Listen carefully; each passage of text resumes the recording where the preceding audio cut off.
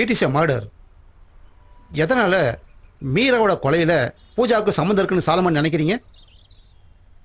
மீராவுக்கு தெரிஞ்சவங்க கிட்ட விசாரணை நடத்தி பார்த்ததுல பூஜா, மெரினா, ஜோதி, அப்புறம் ஆட்டோ டிரைவர் சத்யன் இவங்க கிட்ட விசாரிச்சப்போ கிடைச்ச பதிலை வச்சு பார்க்கும்போது பூஜாக்கு இதுல முக்கிய பங்கு இருக்குன்னு தெரியுது.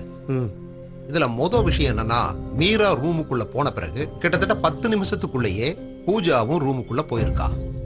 அந்த நேரத்துல இவங்க ரூமுக்கு பக்கத்துல 2 பொண்ணுங்க இருந்தாங்க. அவங்க கிட்டயும் நான் விசாரிச்சேன். ஆனா பூஜா கிட்ட கேட்கும் போது அவன் மாடியில துணி துவைக்க போனதா என்கிட்ட சொன்னான். ஆனா இத அந்த 2 பொண்ணுங்க பார்க்கவே இல்லை. அது மட்டும் இல்லாம மீரா ரூமுக்குள்ள போனத அங்க நின்னுட்டு இருந்த அந்த 2 பொண்ணுங்களும் கண்ணால பார்த்திருக்காங்க. ஆனா மீரா வெளியே வந்ததை யாருமே பார்க்கல. இதுல நல்லா நம்ம யோசிக்க வேண்டிய விஷயம் என்னன்னா, மீரா ரூமுக்குள்ள போன பிறகு உள்ள போன மீராவுக்கும் பூஜாவுக்கும் 2 பேருக்கும் இடையில ஏதாவது சண்டையோ சச்சரவோ வந்திருக்கலாம்ல. பாயிண்ட் நம்பர் 2, பூஜா துணிக்கடையில இருந்து நேரா பழக்கடைக்கு போனதா என்கிட்ட சொன்னாங்க. இந்த நேரத்துல பஸ் கிடைக்காதுன்னு சொல்லி ஜோதி அங்கிருந்து உடனே கிளம்பிட்டாங்க. ஜோதி சொன்னதை வச்சு பார்க்கும்போது அப்போ டைம் என்னன்னா 5:30 மணி. ஜோதி அங்கிருந்து போனதுக்கு அப்புறம் பழக்கடையில இருந்து அவங்க கொஞ்சம் தூரம் நடந்து போய் ஒரு ஆட்டோ பிடிச்சு அதுல ஏறி இருக்காங்க. நேரா ஹாஸ்டலுக்கு போனதா தான் பூஜாவும் மெரினாவும் சொன்னாங்க. அது மட்டும் இல்லாம பூஜாவும் மீராவும் போனதுக்கு அப்புறம் 10 நிமிஷம் கழிச்சுதான் தான் ஏற வேண்டிய பஸ் வந்ததா மெரினா சொன்னாங்க. அதாவது அவங்க பஸ் ஏறின டைம் வந்து கரெக்டா 6:10 இல்லைன்னா 6:15. அப்படின்னா பூஜாவும் மீராவும் ஆட்டோல ஏறின நேரம் மெரினாவும் பூஜாவும் சொன்னது கரெக்டா இருந்தா 6 மணி, இல்லைன்னா 6:05, அப்படி இல்லைன்னா 6:10. அவங்க ஆட்டோல ஏறினதுக்கு அப்புறம் ஏறக்குறைய அரை மணி நேரத்துல அவங்க ஹாஸ்டலுக்கு வந்து சேர்ந்திருப்பாங்க. அதாவது 6:30க்குள்ள அவங்க ஹாஸ்டல் வாசல்ல நின்று இருப்பாங்க. அப்படி இருக்க செக்யூரிட்டியும் யதார்த்தமா பூஜா ஹாஸ்டலுக்கு வந்த டைம் என்ன சொன்னாங்கன்னா 7:15. 10 நிமிஷத்தை ரோட்ல இருந்து வர்றதுக்கு எடுத்துக்கிட்டா கூட அவங்க 7 மணிக்கு தான் ஹாஸ்டலுக்கு முன்னாடி இருக்கிற ரோடுக்கு வந்திருப்பாங்க. 3வது பாயிண்ட் என்னன்னா, ஜோதியும் ஆட்டோ டிரைவரும் சொன்ன காரணங்கள். 6:10க்கு தான் போக வேண்டிய பஸ் மிஸ் ஆயிருமேன்னு சொல்லி அங்கிருந்து போயிட்டாங்க. அதாவது ஜோதி கிளம்பிட்டாங்க. மெரினாவும் பூஜாவும் சொல்றதை வச்சு பார்த்தா அது சரியா தான் வருது. அவங்க 2 பேரும் ஆட்டோல ஏறினதை ஜோதி பார்க்கவே இல்லை. ஜோதியோட கேரக்டர் அதோட முடியுது. அப்புறம் ஆட்டோக்காரர் என்ன சொல்றாருன்னா, அவங்கள ஹாஸ்டல்ல இறக்கி விட்ட நேரம் 7 மணி இருக்கும்னு அவர் சொல்றாரு. டவுன்ல இருந்து 15 இல்ல 20 நிமிஷம் போதும். ஹாஸ்டலுக்கு வர்றதுக்கு எவ்வளவு நேரம் ஆகும்னு கணக்கு போட்டு பார்த்தா 6:30க்கு தான் ஆட்டோக்காரன் அவங்கள பிக்கப் பண்ணியிருக்கான். இதனால வர்ற கேள்வி என்னன்னா, ஜோதி அங்கிருந்து கிளம்புனது 5:50 மணிக்கு, ஆட்டோக்காரர் அவங்கள பிக்கப் பண்ணது 6:30க்கு. இந்த நேரத்துல அதாவது 5:50 இருந்து 6:30 வரைக்கும் கிட்டத்தட்ட 30 நிமிஷம் வரைக்கும் மீராவும் பூஜாவும் எங்க போயிருப்பாங்க? அப்படி இல்லைன்னா எங்க ஸ்பெண்ட் பண்ணிருப்பாங்க? மனப்பூர்வமா குழப்பறதுக்காகத்தான் பூஜா டைம் மாத்தி சொல்லியிருக்கா. அவ ஹாஸ்டலுக்கு போய் சேர்ந்த டைம் 6:30 சொல்லியிருக்கலாம்ல. Roshan, you are wrong. ஏன் சொல்றேன்னா, அவங்க 7 மணிக்கு ஹாஸ்டலுக்கு வர்றத செக்யூரிட்டி பார்த்துருக்காரு. ஓ, அதுவும் சரியா தான் இருக்கு. பாயிண்ட் நம்பர் 4, ஏன் அவங்க ஹோட்டல் இன்டர்நேஷனலுக்கு போகணும்? அப்படி என்ன தேவை? ஒருவேளை பூஜா யாரையாவது சந்திக்கிறதுக்காக ஹோட்டல் இன்டர்நேஷனலுக்கு வந்திருப்பாங்க. அப்படி இருக்கும்போது மீரா எதுக்காக ஹோட்டலுக்கு போகணும்? அந்த ஆட்டோக்காரன் அப்பவே சொன்னான்ல, ஒரு ஆள் மட்டும்தான் ஹோட்டலுக்கு வெளியே இருந்தாங்கன்னு சொல்லி.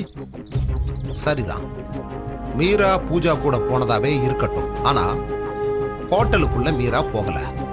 என்னோட கணக்கு சரியா இருந்துச்சுன்னா இந்த 2 பேர்ல குற்றத்தை பண்ணது யாருன்னா மெரினா. அதாவது மெரினா பஸ்ஸுக்கு வெயிட் பண்ணும்போது அவங்க ஆட்டோல ஏறல. பூஜாவும் மீராவும் ஹோட்டல் இன்டர்நேஷனலுக்கு நடந்து போயிருப்பாங்க. அது மெரினாவுக்கு தெரியும்.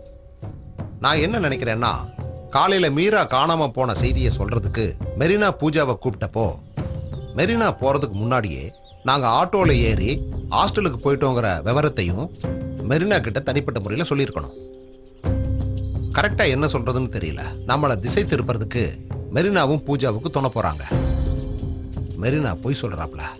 What is it that Marina hiding for Pooja? நீங்க சொல்றதுதான் கரெக்ட். அதைத்தான் நானும் தேடிக்கிட்டு இருக்கேன். எதா இருந்தாலும் நேத்தைக்கு பூஜாவோட கால் டீடைல்ஸ் கிடைச்சா எதுக்காக பூஜாவும் மீராவும் ஹோட்டல் இன்டர்நேஷனலுக்கு போனாங்கங்கிறது வெட்ட வெளிச்சமாயிரும். ஜோதி அங்கிருந்து சீக்கிரம் கிளம்புறதுனால பூஜா ஜோதி கிட்ட பொய் சொல்லணும்னு சொல்லியிருக்க மாட்டா. ஆனா இவங்க 2 பேரும் ஹோட்டல் இன்டர்நேஷனலுக்கு போன விஷயம் மெரினாவுக்கு தெரியும். ம் இனி நம்ம கேஸுக்கு வெளியே இருக்கிற விஷயத்தை தேடணும். ஒருவேளை அது கூட நமக்கு சீக்கிரமா கை கொடுக்கும். விஷயம் என்னன்னா 8000 ரூபாய் தான் மீராவோட சம்பளம். அதே டிபார்ட்மெண்ட்ல அதே எக்ஸ்பீரியன்ஸ் உள்ள பூஜாவுக்கும் அதை விட சம்பளம் அதிகம் கிடைக்க வாய்ப்பில்லை. ஆனா பூஜா யூஸ் பண்ற காஸ்டியூம்ஸ், மொபைல் போன், லேப்டாப், நகைங்க எல்லாமே காஸ்ட்லி. அவ யூஸ் பண்ற மொபைல் போன் 30,000 ரூபாய் இருக்கும். வெறும் LIC ஏஜென்டான பூஜாவோட ஹஸ்பண்டுக்கு பெரிய வருமானம் வர்ற மாதிரி எனக்கு தெரியல. நிறைய கேஷ் இருக்கு அவ கையில, லக்ஸூரியா வாழ்றா. அப்படி என்ன வேலை பார்க்கறா பூஜா? ஹோட்டல் இன்டர்நேஷனல்னு சொல்றது 4 ஸ்டார் ஸ்டாண்டர்ட்ல இருக்கிற பிசினஸ் ஹோட்டல். ரூமுக்கு ஒரு நாள் வாடகையே 8000 ரூபாய் வரைக்கும் இருக்கும். ஒரு விஷயம் எனக்கு புரிஞ்சிருச்சு. பூஜா பார்க்க போனது சாதாரண ஆள் கிடையாது.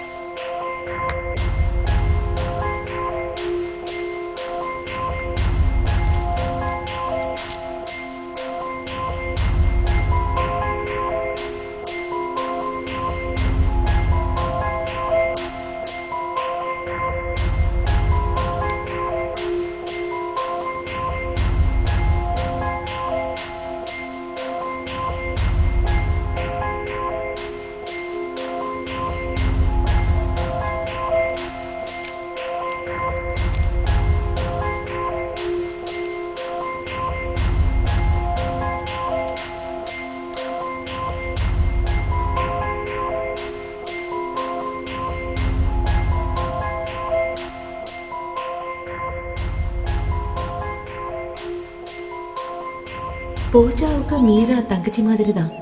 அவங்களோட நட்பு பார்த்து அப்படித்தான் தெரியுது. மீராவும் அப்படிதானே நினைக்கிறேன் சார்.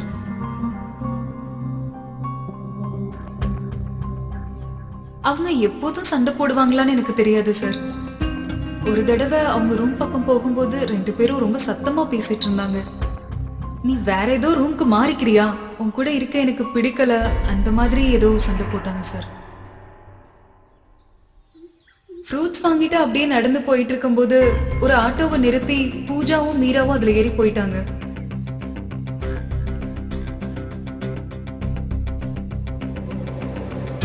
ஆறு 10க்கு சார். அது விட்டா 6:50க்கு தான் சார் இருக்கு.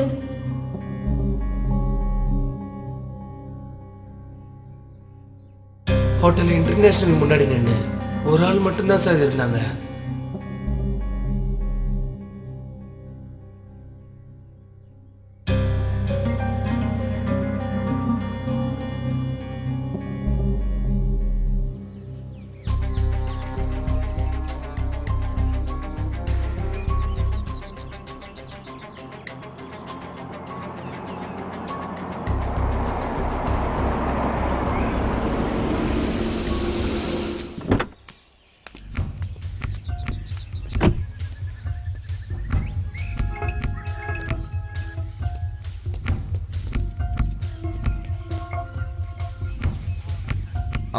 என்னாச்சு?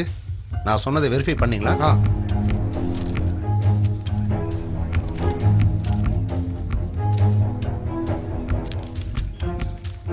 நாம நினைச்ச மாதிரி ஏதாவது நடந்துச்சா?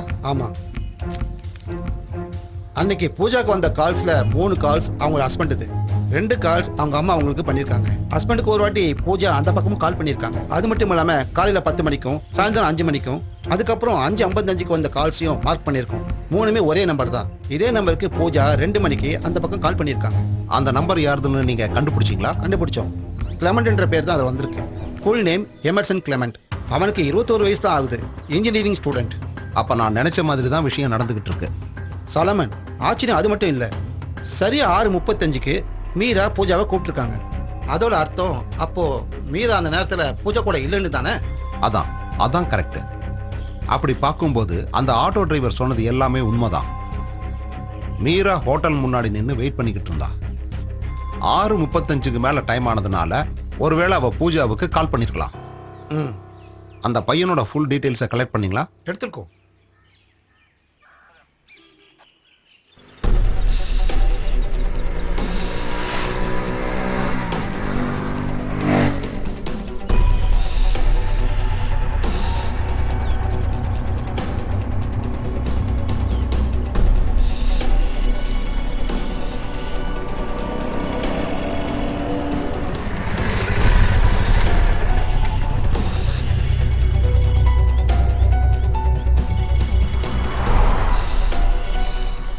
ஹலோ. எதுக்கு? நான் இப்போ கொஞ்சம் தூரத்தில் இருக்கேன். என்னடி, என்ன விஷயம்னு சொல்லு. சரி, நான் வரேன். நீ அந்த இடத்துல இரு.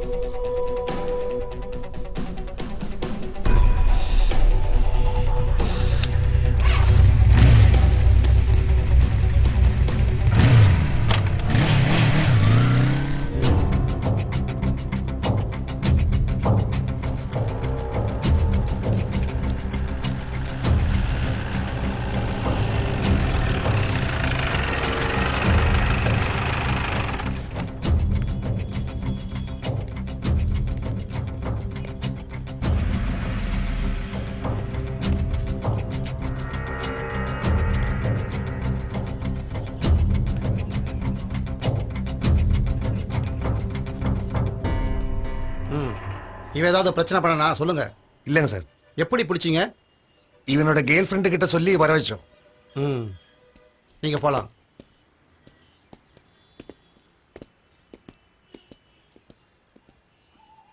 என்னடா உன் பேரு? Clement, Emerson Clement. I think you are a James bond fan. Emerson Clement. பயந்து கதை. சில விஷயங்களை விசாரிக்கிறதுக்காக தான் கூப்பிட்டேன். என்னோட பேரு சாலமன். நான் சிஐ. இவரு என்னோட ஃப்ரெண்டு. போன 27ஆம் தேதி, அதாவது 2 நாளைக்கு முன்னாடி ஹோட்டல் இன்டர்நேஷனல்ல நீங்க ரூம் எடுத்திருந்தீங்களா? ஆமாம், எடுத்திருந்தேன். கூட யாரெல்லாம் இருந்தாங்க? என் ஃப்ரெண்ட்ஸ் என் கூட இருந்தாங்க 2 பேர். நாங்கள் அடிக்கடி அந்த மாதிரி ரூம் எடுத்து தங்குவோம். அன்னைக்கு எத்தனை மணிக்கு செக் அவுட் பண்ணீங்க? ஈவினிங் ஒரு 4:30 மணி இருக்கும். அதுக்கப்புறம் ஃப்ரெண்ட்ஸ் வீட்டுக்கு போனாங்க, நான் என் வீட்டுக்கு போனேன். அம்மா, உங்க அப்பா என்ன வேலை பார்க்குறாரு? பிஸ்னஸ் பண்ணுறாரு. என்ன business? Gold business. You mean jewellery? ஆமாம். எத்தனை பிரான்ச் இருக்கு? 12 பிரான்ச் இருக்கு. எங்கெல்லாம்? எல்லா இடத்துலையுமே இருக்கு. அன்னைக்கு ரூமை செக் அவுட் பண்ணி ஃப்ரெண்ட்ஸ் எல்லாம் போனதுக்கு அப்புறம் நீங்க யாரை பார்க்கறதுக்கு திரும்பவும் அதே ரூமுக்கு வந்தீங்க? நோ, நான் திரும்பி போவே இல்லை. நீங்க நீங்க எதுக்கு இப்படி என்ன கேள்வி கேட்டுட்டு இருக்கீங்க? நான் யாருன்னு உங்களுக்கு சரியா தெரியல. இங்க பாருங்க தம்பி, எனக்கு உங்க மேல பர்சனலா எந்த விதமான கோபமும் இல்லை. ஒருவேளை நீங்க வேணா போய் சொல்லலாம். உங்களை அடிக்கிறதுக்கோ சித்திரவதை பண்றதுக்கோ இங்க கூட்டிட்டு வரல. என்னோட ஸ்டைல் அது கிடையாது. ஆனா நீங்க எவ்வளவு பொய் சொல்லி தப்பிக்கலாம்னு நினைச்சா கூட எல்லா எவிடன்ஸும் என்கிட்ட இருக்கு. இப்ப போகட்டும்னு உங்களை நான் விட்டா கூட போலீஸ் கண்டிப்பா உங்க வீடு தேடி வருவாங்க. நோ சார், நான் திரும்பி போவே இல்லை. ரோஷன், அந்த பேப்பர் கொடுங்க. இது 27ஆம் தேதி நீங்க கால் பண்ணதும் உங்களுக்கு வந்த காலோட லிஸ்ட் தான் இது. அன்னைக்கு காலையில கரெக்டா 10 மணிக்கு பூஜாங்கிற பொண்ணுக்கு கால் பண்ணிருக்கீங்க. பூஜா மத்தியானம் 2 மணிக்கு உங்களையும் கூப்பிட்டுருக்காங்க. மறுபடியும் நீங்க 5 மணிக்கு கால் பண்ணிருக்கீங்க. பூஜா 5:45க்கு உங்களுக்கு கால் பண்ணிருக்காங்க. அது மட்டும் இல்லாம முந்தா நாள் நைட் 10:30 மணிக்கு ஹோட்டல் இன்டர்நேஷனலுக்கு ஃபோன் பண்ணி நீங்க ரூம் புக் பண்ணிருக்கீங்க. அன்னைக்கு ஈவினிங் கிட்டத்தட்ட 6 மணிக்கு உங்களை பார்க்கறதுக்காக ஹோட்டல் இன்டர்நேஷனல் ரிசப்ஷன்ல பூஜா ரூம் நம்பர் விசாரிச்சத அந்த ஹோட்டல் ஸ்டாஃப் என்கிட்ட சொல்லிட்டாங்க. இன்னும் நிறைய எவிடன்ஸ் எங்ககிட்ட இருக்கு. அதுக்கு முன்னாடி ஓப்பனா உங்ககிட்ட ஒரு விஷயம் கேட்டுக்கிறேன்.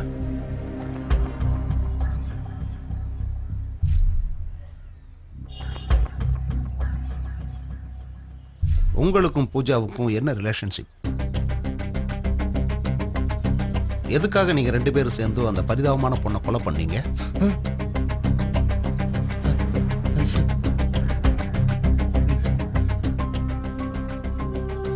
பூஜா யூஸ் பண்ற நகைகள் எல்லாத்துலயும் உங்க ஜுவல்லரியோட மார்க் இருக்கு.